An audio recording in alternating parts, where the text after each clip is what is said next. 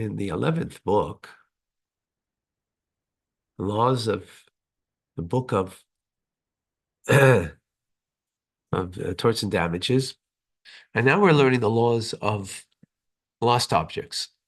So for a Jew, it's a positive commandment that if you see a lost object that belongs to a fellow Jew, right? And we went through, sometimes you don't know if it is or not, and what the parameter for that is, that you must, take it and try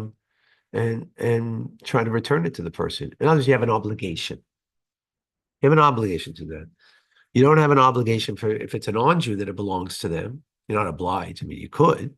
You're not obliged, right? Which, of course, is a big difference.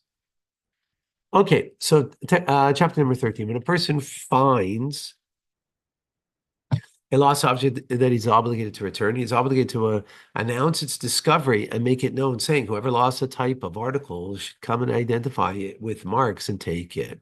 Even if the article is worth only a pruta at the time of its discovery, but depreciated in value, the finder is required to announce its discovery, even if it's very, very small value. There's a large stone outside Jerusalem on which announcements would be made.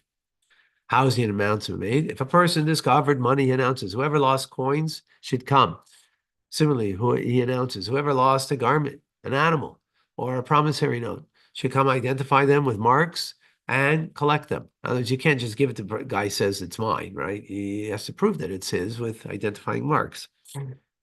He need not worry because he mentioned the type of object that he discovered.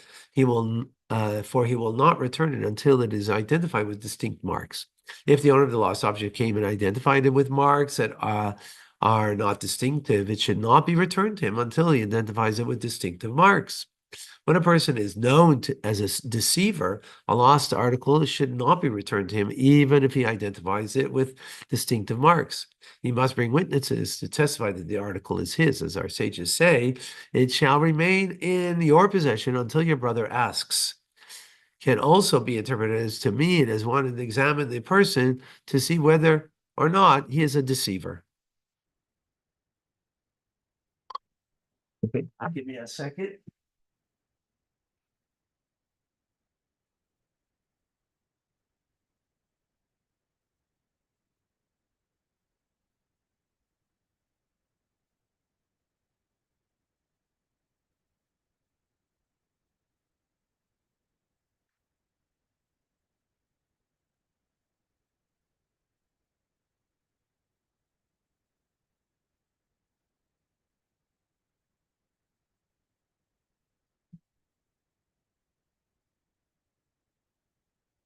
Okay, let him please.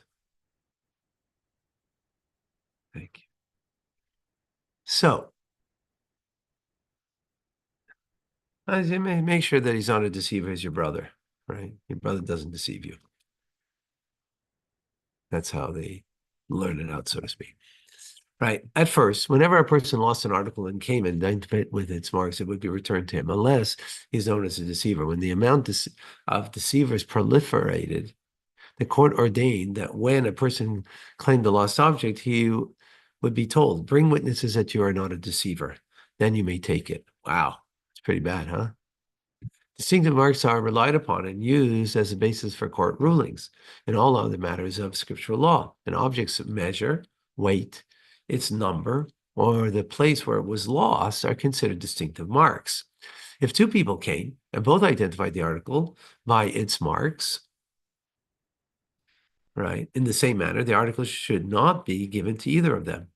Instead, it should remain in the finder's possession until one of them acknowledges his colleague's claim or they arrive at a compromise. If one of them identifies the article by marks and the other brings witnesses who testify the article is his, the article is given to the one who brought witnesses. That's greater, right?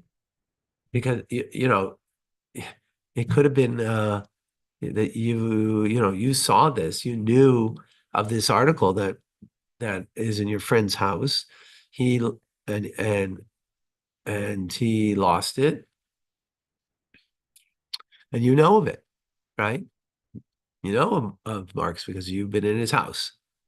If both claimants identify the car with marks and one brings one witness to support his claim, the presence of a witness is not considered of consequence, and the article should remain in the finder's possession, right? So it's still a stalemate in such an instance. If a person finds a dress or an article of that nature, and there are two claimants. One brings witnesses who testify that it was woven for him, and one brings witnesses who testify that it fell from his possession. It should be given to the one whose witnesses testified that they saw the article fall.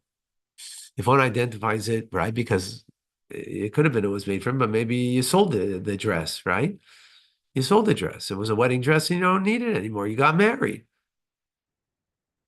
One identifies it by stating its length, and the other identifies by stating its width. Should be given to the one who states its length. For it's possible for a deceiver to deduce its width by watching its owner when wearing it. Right? Oh, size 36 waist. Got it. Right? Length would be a little more difficult.